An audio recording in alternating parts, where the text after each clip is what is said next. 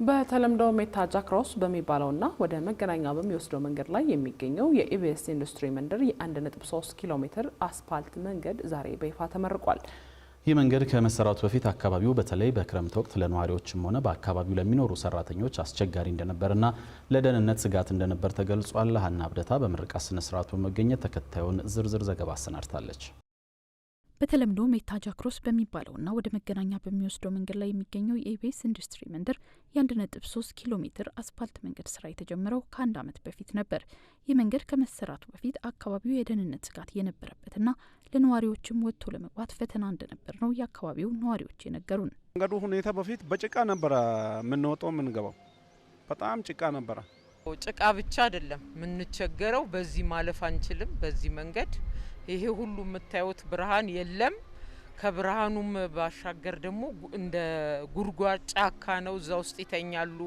ስናልፍ ከዚህ ነው ተነስቶ ሰው ላይ ጉዳት የሚያደርሱት። ቃው ስቴጅ ወደ ስራ በጨለማ ስትመጪ በቃ ሁሉ አስቸጋሪ ነበር። አሁን በጣም ቆንጆ ነው።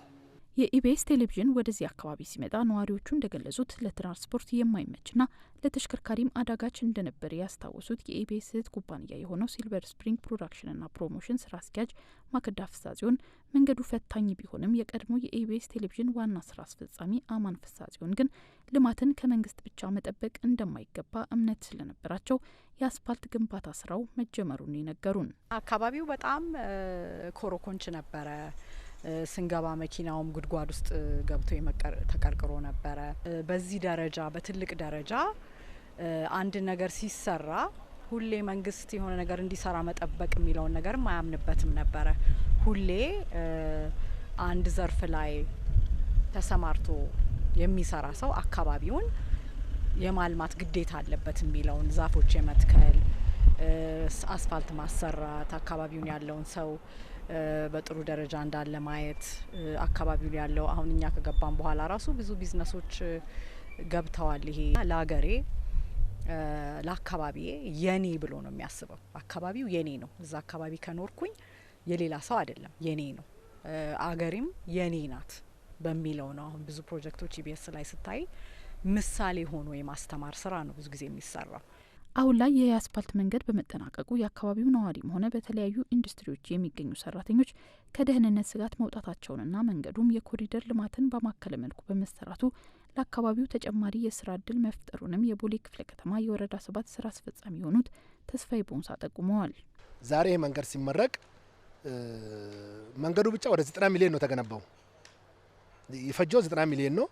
እግረኛ ግሪነር ጨምሮ ደግሞ እያንዳንዱ ወጪ ኮስቱ ስናወጣ 112 ሚሊዮን የፈጀ መንገድ ነው።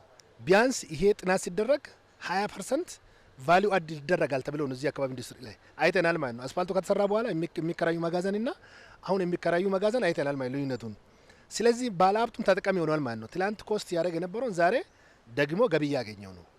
የጨለማ የነበረው ደግሞ አሁን በማብራት ሁሉም አጥሮች ላይ ሁሉም ግንቦች ላይ ሰው እንዲያወጣ ተደርጓል።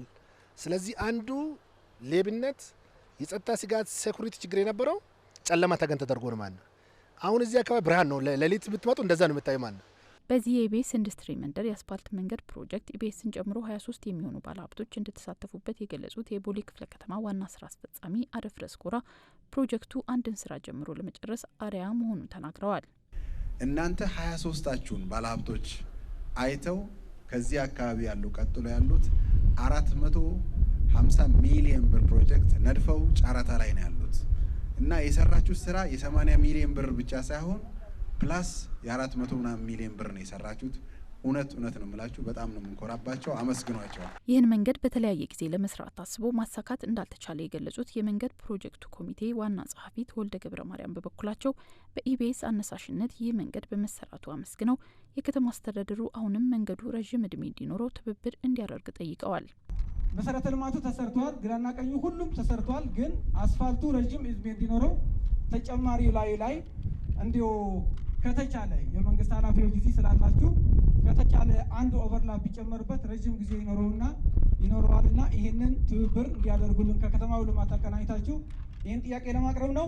በአጠቃላይ የተሰራው የአስፓልት መንገድ የኢቢኤስ መንደር የሚል ስያሜ የተሰጠው ሲሆን የኢቢኤስ መተላለፊያ መንገድ የሆነው አስፓልት ደግሞ ለአቶ አማን ፍስሐ ጽዮን መታሰቢያ እንዲሆን መሰየሙም ተነግሯል። መንገዱን የአማን ፍስሐ ጽዮን መንገድ ተብሎ ከዛ ጀምሮ ወርዶ ወደ ታች የሚወርደው ድረስ ያለውን የአማን ፍስሐ ጽዮን መንገድ ተብሏል። ግን ሙሉ ይሄ ኮምፕሌክስ የኢቢኤስ መንደር የሚል ስያሜም ተሰጥቶታል። ሶ ይሄ በጣም ትልቅ ነገር ነው።